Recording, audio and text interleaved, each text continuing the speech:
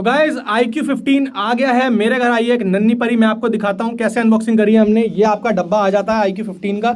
अगर आप इस डब्बे को खोलते हो गाइज, देख लो प्रीमियम डब्बा है। इसके अंदर जो फोन है वो मेरा दोस्त जो है BGMI खेल रहा है, आपको OBS में दिख रहा होगा यहाँ पे खेलते हुए। हमने पूरा स्क्रीन मिररिंग कर रखी है, जो कि हमारी वीवो की ऐप ही देती है। तो ये डब्बा आ जाएगा, फोन मेरे दोस्त के हाथ में है। अगर आप इसे खोलोगे तो इसके अंदर आपको एक 100 वॉट का चार्जर मिल जाएगा, साथ में जो है एक C2C वाली USB केबल मिल जाएगी, जो कि मेरे दोस्त के पास है अभी, जिससे वो स्क्रीन मिररिंग कर रहा है। तो गाइज ये है वीवो का iQ15। iQ15 बहुत ही तगड़ा फ़ोन है। सामने देख सकते हो BGMI चल रहा है फुल पावर भाई, 4 फिंगर क्लॉ चल रहा है इस टाइम पे। तो गाइज कमेंट में बताना कि आपको iQ15 कैसा लगा, लाइक कर देना।